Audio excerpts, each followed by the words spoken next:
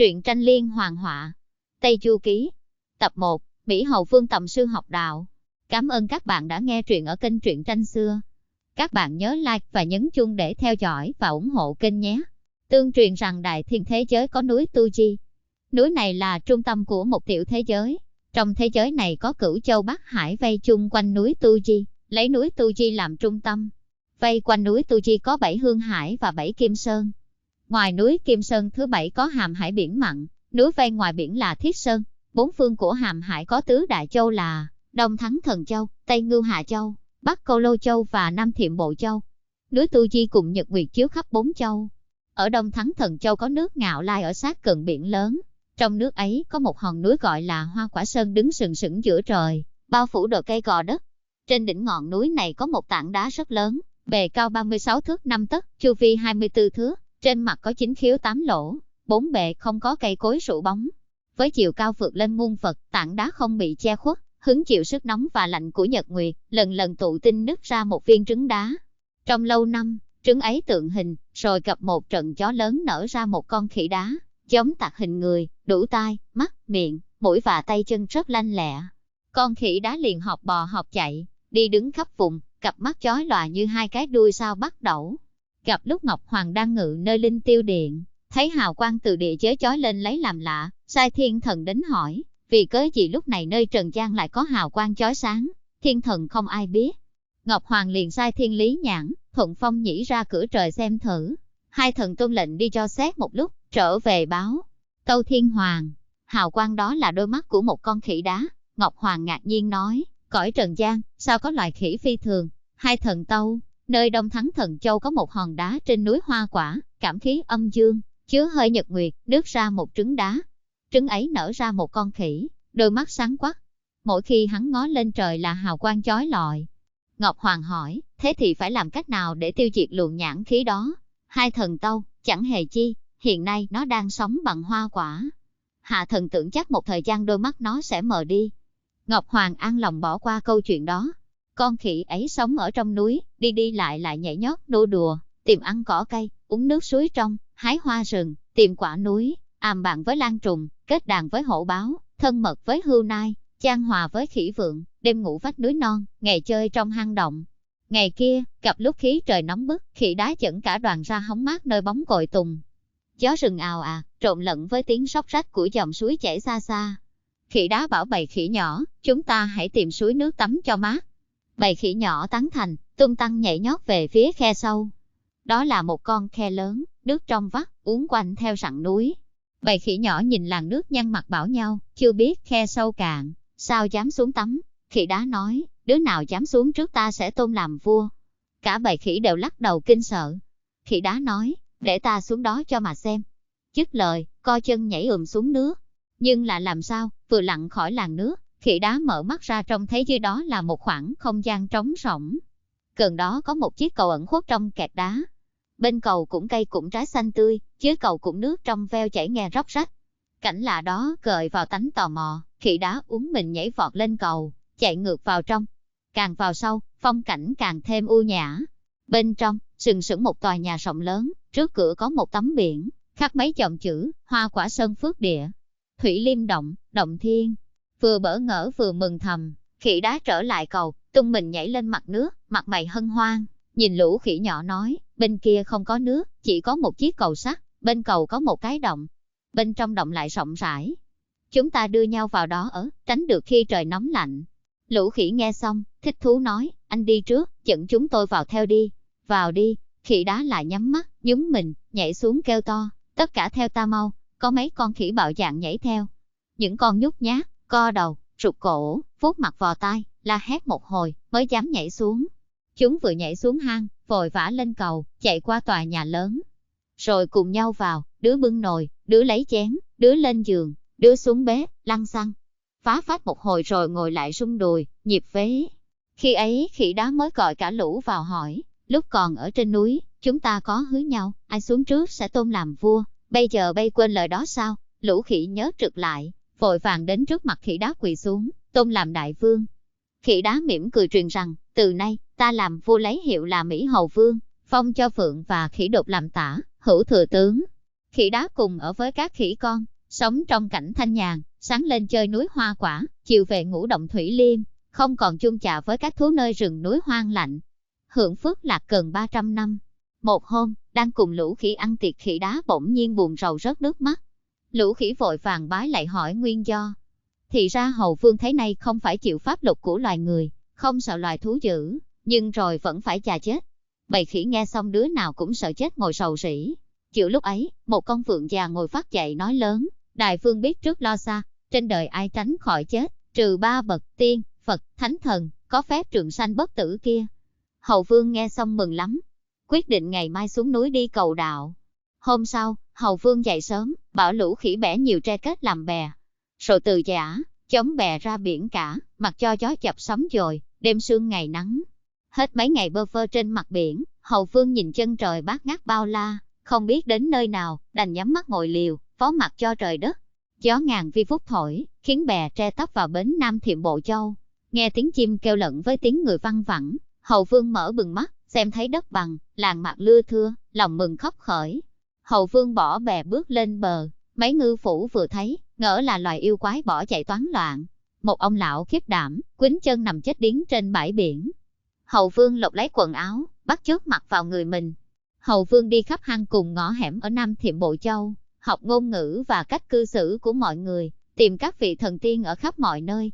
Dần dần, phát hiện ra rằng những người tự nhận mình là thần tiên hầu hết đều đang giả thần giả quỷ lừa gạt mọi người. Thấm thoát đã được 8 năm, xem thấy loài người toàn tham danh vụ lợi, chẳng thấy ai nói đến đạo cùng chuyện tiên thánh cả. Hầu Vương nghĩ rằng ở đây đến thác cũng chẳng cập ba bậc ấy, bèn bỏ mà đi kiếm chỗ khác. Hầu Vương lần tới biển Tây Dương, thả bè qua biển, tới bờ địa phận Tây Ngưu Hạ Châu. Lên bờ rồi đi khắp mọi nơi, nghe trong rừng có tiếng người ca những lời tiên ngữ. Hầu Vương nghe mừng lắm chạy vô, thấy ông tiều đốn củi. Hầu Vương đến trước mặt, vái mà nói rằng, đệ tử sinh ra mắt thần tiên. Người tiều phu mỉm cười và nói, tôi không phải là thần tiên, nhưng tôi là hàng xóm của thần tiên. Hầu Vương vội nhờ tiều phu chỉ giúp, tiều phu nói, ngọn núi này tên là núi Linh Đài Phương Thốn, trong núi có động, Tà Nguyệt Tam Tinh, trong động có vị thần tiên tên gọi, Tu Bồ Đề Tổ Sư. Nói xong liền chỉ phương hướng cho Hầu Vương. Núi rừng thăm thẳm, đá cao chồng chất, chông gai hiểm trở. Hầu Vương vốn quen miền sơn giả, đi riết một hồi 7-8 dặm, quả thấy một động lớn, cửa đóng kín không có bóng người thấp thoáng. Trước đó, một bia đá lớn đề mấy chữ, Linh Đài Phương Thốn Sơn, Tà Nguyệt Tam Tinh Động. Hầu Vương đứng xem hồi lâu, chẳng dám gõ cửa, rồi trèo lên ngọn cây thông, hái quả ăn chơi. Lát sau, chỉ nghe thấy một tiếng kẹt, cửa động mở, một chú tiểu đồng từ bên trong đi ra, dáng người thanh tú, vẻ mặt khôi ngô, khác hẳn người thường. Hầu Vương vội vàng nhảy xuống vái chào, đồng tử nói, sư phụ ta nói bên ngoài có kẻ tu hành đến, sai ta ra đón, hẳn là ngươi. Vào với ta. Hầu Vương sửa sang lại quần áo ngay ngắn, theo tiểu đồng vào trong, đi thẳng đến dưới đài ngọc, thấy vị Bồ Đề Tổ Sư ngồi ngay ngắn ở trên, hai bên có 30 vị tiểu tiên đứng hầu. Hầu Vương bước đến sụp lại lia lịa, miệng nói, đệ tử xin ra mắt thầy. Tổ sư hỏi, nhà ngươi ở xứ nào, tên họ là chi? Hầu Vương nói, đệ tử ở Đông Thắng Thần Châu, núi Hoa Quả, động Thủy Liêm. Tổ sư bảo hắn tiến lên đi lại vài bước, Hầu Vương vùng dậy chạy qua chạy lại vài lần khiến mọi người bật cười. Tổ sư cười, nói, chữ Tôn bỏ bồ thú bên cạnh đi, còn lại chữ Tử và chữ Hệ. Tử là con trai, Hệ là trẻ nhỏ. Nhà ngươi chính hợp với bản chất của trẻ nhỏ. Vậy đặt cho ngươi là họ Tôn. Môn phái ta có 12 chữ là Quảng, Đại, Trí, Tuệ, Chân, Như, Tính, Hải, Chỉnh, Ngộ, Viên, Giác, để phân phát đặt tên. Đến lượt ngươi là chữ Ngộ. Vậy đặt cho nhà ngươi pháp danh là Tôn Ngộ Không. Hầu Vương cười, nói, hay quá, từ nay ta sẽ là Tôn Ngộ Không. Kể từ đó, Tôn Ngộ Không ở trong động, ban ngày gánh nước và củi lửa, lúc rảnh rỗi cùng các sư huynh nghiên cứu kinh sách và đạo giáo, thấm thoát ở trong động đã 6-7 năm. Một ngày, khi tổ sư giảng đạo, Ngộ Không nghe mấy chỗ hay, không khỏi cãi tay cãi má vui mừng nhảy múa. Tổ sư hỏi tại sao không nghe giảng mà lại điên cuồng nhảy múa. Ngộ Không nói, đệ tử vui mừng khôn xiết khi nghe được nhiệm màu, không nhịn được, kính mong sư phụ tha tội. Tổ sư thấy Ngộ Không hiểu chuyện, nên hỏi hắn xem muốn học đạo gì, rồi đem mấy môn của đạo gia là Thuật, Lưu, Tĩnh, Động, nói cho hắn nghe. Ngộ Không thấy môn đạo nào cũng không thể trường sinh bất lão thì đều không muốn học. Tổ sư thấy vậy, hừ một tiếng, từ trên đài cao nhảy xuống, tay cầm gậy giới xích, chỉ vào Ngộ Không nói, con khỉ kia, đạo này không học, đạo kia không học, còn đòi học cái gì? Rồi đi đến gõ đầu Ngộ Không 3 cái, quay lưng chắp tay đi thẳng vào trong, đóng cửa chữa lại, bỏ mọi người ở ngoài. Các môn đệ đều thất kinh, kẻ oán Ngộ Không, người lo thầy giận. Còn Ngộ Không chẳng hề sầu não, lại cười giỡn tươi vui. Vì Ngộ Không biết thầy ra dấu, đến canh 3 lén vào cửa sau vô phòng thầy truyền phép. Đêm hôm ấy, Ngộ Không rón rén trở dậy, mặc quần áo, mở trộm cửa trước, giấu mọi người đi ra ngoài. Ngộ Không đi đến cửa sau, thấy cửa khép hờ bèn đẩy cửa đi vào. Bước vào phòng, Ngộ Không thấy thầy đang quay mặt vào vách ngủ liền quỳ bên giường không dám kinh động. Không lâu sau, tổ sư thức dậy.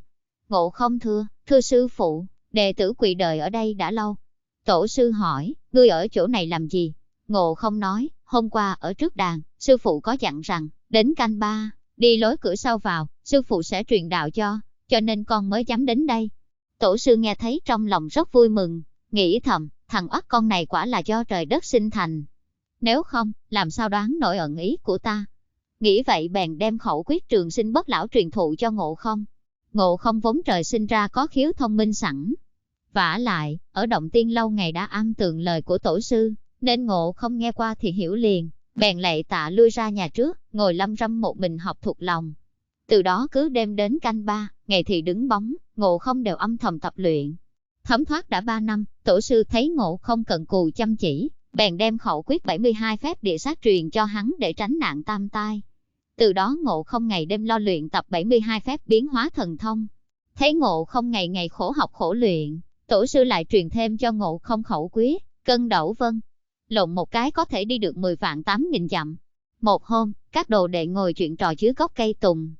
Thấy Ngộ Không đến liền hỏi, Ngộ Không, ngươi được sư phụ truyền cho 72 phép thần thông biến hóa tránh tam tai, đã luyện tinh thông chưa, biến thử cho chúng ta xem thế nào.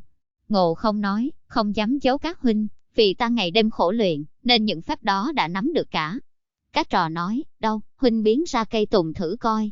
Ngộ Không niệm chú lắc mình một cái, quả nhiên biến ra một cây tùng. Bọn môn đệ thấy phép lạ, vỗ tay reo hò vang dậy. Tổ sư nghe ầm ĩ, đi ra quát rằng, ai làm gì mà huyên náo lên thế? Nghe tổ sư hỏi, Ngộ Không thất kinh, hiện nguyên hình chạy vào nhập bọn. Mọi người sợ hãi không dám giấu, bèn đem chuyện Ngộ Không biến thành cây tùng kể lại với sư phụ. Tổ sư nghe vậy, tức giận mắng Ngộ Không, sao nhà ngươi đã vội khoe khoang, biến ra cây tùng cho chúng coi, khi người ta biết ngươi pháp thuật cao cường, đem lòng canh ti, mưu đồ ám hại thì còn gì, ta cũng không bắt tội nhà ngươi, nhưng nhà ngươi phải đi đi thôi. Thấy sư phụ muốn đuổi mình, Ngộ Không vội vàng quỳ xuống van xin. Tổ sư hà quyết tâm, nghiêm nghị nói, chuyến đi này, hẳn gặp điều không hay, nhà ngươi có cây vạ hành hung cũng không được nói là đồ đệ của ta. Nhà ngươi nói ra nửa lời là ta biết ngay, ta sẽ lột da róc xương, đem thần hồn đầy đọa nơi cửu u, muôn kiếp không được siêu sinh. Ngộ Không thưa, con quyết không dám nói đụng đến tôn sư dù là một tiếng, chỉ nói là tự mình học biết mà thôi. Ngộ Không từ tạ tổ sư xong, cất mình, niệm chú, dùng phép cân đẩu vân trở về Đông Thắng Thần Châu. Trong giây lát, đã trông thấy động Thủy Liêm, núi hoa quả. Thấy bầy khỉ nhỏ ra vào nơi cửa động, Ngộ Không đáp xuống gọi, chúng bay đâu, ta đã về đây. Lũ khỉ đứng vây xung quanh Ngộ Không đều lạy mừng mà than rằng, đại vương nỡ lòng đi lâu, bỏ chúng con ở đây. Gần đây chúng con bị một con yêu ma tên là Hỗn Thế Ma Vương đánh chiếm động Thủy Liêm, bị nó cướp hết đồ đạc, bắt đi nhiều con cháu. Đại vương không về, thì đến cả động này cũng bị nó chiếm mất. Ngộ Không tức giận, chậm mạnh chân xuống đất nói, ta quyết tìm cho được nó, chiết quách đi mới yên tâm. Vừa dứt lời, Ngộ Không dùng phép cân đẩu vân bay qua phương Bắc. Giây lát, nhìn thấy núi Khảm Nguyên cao lớn, có tiếng người nói, liền đáp xuống tìm kiếm. Ngộ Không đi vòng qua núi, thấy một động lớn, đề 3 chữ, Thủy Tăng Động. Trước sân động, mấy con yêu nhỏ tung tăng nhảy múa. Chúng vừa thấy Ngộ Không, sờ sệt bỏ chạy vào trong, đóng cửa. Ngộ Không kêu, chúng bay hãy vào báo với Ma Vương biết, có ta là chúa động Thủy Liêm đến vấn tội. Ma Vương mặc áo giáp trụ, cầm đại đao, cùng lũ yêu ra ngoài cửa. Ma Vương trông thấy Ngộ Không, cười nói, nhà ngươi cao không đầy 4 thước, tuổi không quá 3 tuần, tay không binh khí, mà dám cùng điên tìm đến ta so tài sao? Ngộ Không không nhiều lời, tung người nhảy vút lên, đánh vào mặt Ma Vương. Ma Vương cầm đao thép, nhắm đầu Ngộ Không bổ xuống. Ngộ Không vội nghiêng mình né tránh, Ma Vương chém thế nào cũng không trúng được Ngộ Không. Ma Phương tức quá bỏ đao mà đánh. Ngộ Không cũng xông lên, hai bên đánh đỡ, tay đấm chân đá, đánh lộn một hồi. Nguyên cho quyền dài chậm hở, quyền ngắn chắc bền. Ma Phương bị Hầu Phương tóm được sườn, nắm được áo, đánh cho mấy đòn đau. Ngộ Không dùng phép ngoại thân, nhổ một nhúm lông, bỏ vào miệng nhai nát vụn, rồi ngửa mặt phun lên trời, hô, biến, tức thì hóa ra 200-300 con khỉ con xúm xít xung quanh. Con thì đeo cổ, con cắn tai, con níu chân. Ma Phương khiếp đảm tinh thần, xoay sở không kịp, bị Ngộ Không giật đao chém làm hai khúc. Đoạn kéo vào đồng giết hết bầy tiểu yêu rồi rùng mình thu lông lại. Ngộ Không tìm các khỉ con bị hỗn thế Ma Phương bắt nhốt, đem ra ngoài, rồi nổi lửa đốt động thủy tan cháy rụi. Ngộ Không chiến thắng trở về, bày tiệc ăn mừng, đem chuyện đường xa ngàn dặm, Tầm sư học đạo kể lại cho bầy khỉ nghe.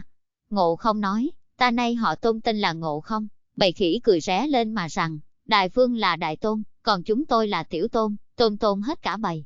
Từ khi Hầu Vương dẹp ăn thủy tăng động, giết Ma Vương lấy được cây đại đao, ngày ngày luyện tập võ nghệ, dạy bọn khỉ nhỏ chặt tre làm gậy, xẻ cổ làm đao, cắm cờ xí, thổi sáo kèn, khi tiến khi lui, đóng doanh hạ trại. Luyện tập đã lâu, một hôm Ngộ Không ngồi than, ở đời lắm kẻ ác tâm, không riêng gì hỗn thế Ma Vương, mà ở động ta toàn gậy tre, đao cổ, làm sao chống nổi những cuộc chiến bất ngờ xảy đến. Ta muốn tìm khí giới bằng sắt, ngặt không biết nơi nào, có 4 con khỉ già đến quỳ thưa, Đại Vương muốn tìm khí giới, chúng tôi nghĩ không khó gì. Phía nam núi này cách 200 dặm, có nước Ngạo Lai nhiều đồng sắt, lại lắm thợ rèn. Đại Vương đến đó mua đồng sắt, thuê thợ làm binh khí, đem về luyện tập chúng tôi tinh thông võ nghệ, thì có lo gì không chống nổi kẻ thù. Ngộ Không nghe xong, trong lòng vui mừng, liền dùng ngay phép cân đẩu vân. Trong chốc lát đã đến, quả nhiên thấy một tòa thành, phố xá chợ búa, nghìn cửa vạn nhà, kẻ đi người lại, tấp nập trong ánh nắng chan hòa. Ngộ Không nghĩ bụng, ở đây nhất định có binh khí chế sẵn rồi, xuống mua chỉ được vài cái chẳng thà dùng phép thần thông lấy đi của họ còn hơn. Bèn bấm quyết niệm chú hít một hơi, thổi thành một trận gió to, các đá bay mù mịt, ai nấy đều hoảng sợ. Lúc ấy, Ngộ Không mới từ trên mây hạ xuống, vào thẳng cửa triều đình, tìm kho vũ khí, mở cửa ra xem, thấy vô số các loại binh khí, đao, thương, kiếm, kích, búa, giáo, nỏ, cung, xoa, mâu, roi, chảng, đủ mọi thứ. Ngộ Không nhổ mấy sợi lông, bỏ vào mồm nhai vụn, phun ra, niệm chú, hô, biến, hóa thành trăm nghìn con khỉ nhỏ, tranh nhau khuân vác, con khỏe vác chăm 7 cái, con yếu mang 2-3 cái, khuân sạch cả kho khí giới. Hầu Vương nhảy lên mây, dùng phép hô phong, nổi trận cuồng phong, dẫn lũ khỉ về. Hôm sau, Ngộ Không lại bày doanh trại như cũ, tập hợp hơn 4.700.000 con khỉ, từ sáng sớm đã làm kinh động các yêu quái muôn thú khắp núi. Các loài lang trùng hổ báo, hươu nai, cáo chồn, sư tử, voi, đười ươi, lợn lòi, gấu, bò rừng, sơn dương, cùng đủ loại yêu vương của 72 động, đều đến vái chào, suy tôn Ngộ Không làm chúa, hàng năm nộp cống, 4 mùa điểm danh. Có kẻ theo vào hàng ngũ luyện tập, có loài theo mùa nộp lương, chỉnh tề đều đặn, một tòa núi hoa quả kiên cố như thành đồng vách sắt. Một ngày nọ Ngộ Không nói với mọi người rằng, nay chúng bây nghề võ đã thông, việc binh đã thuộc, ngặt cây siêu đao của ta nhẹ lắm, cầm chẳng vừa tay, không biết làm sao cho xứng. 4 con khỉ già bước lên tâu rằng, Đại Vương đã là tiên thánh, không nên dùng binh khí thường. Song chẳng hay Đại Vương có xuống nước được không? Ngộ Không nói, từ sau khi ta đắc đạo, luyện được 72 phép địa sát biến hóa, học được phép cân đẩu vân không gì sánh bằng, giỏi cả tàn hình độn thổ, trời cao có lối, đất dày có đường, bước ra mặt trời, mặt trăng không có bóng, đi vào vàng đá không trở ngại, nước không ướt nổi, lửa không cháy được, thế thì đi đâu mà chả được. 4 con khỉ thưa, Đại Vương đã có phép thần thông như thế, thì bên dưới cái cầu sắt của chúng ta đây, dòng nước thông ra tận Long Cung ngoài biển Đông. Đại Vương nên xuống Long Cung tìm lão Long Vương, hỏi xin loại binh khí nào cũng có, chắc được vừa ý. Ngộ Không nghe xong, mừng rỡ nói, để ta đi xem sao. Hầu Vương nhảy đến đầu cầu, dùng phép thủy độn, niệm chú, chui vào làn sóng, rẽ nước thành đường, xuống thẳng đáy biển Đông.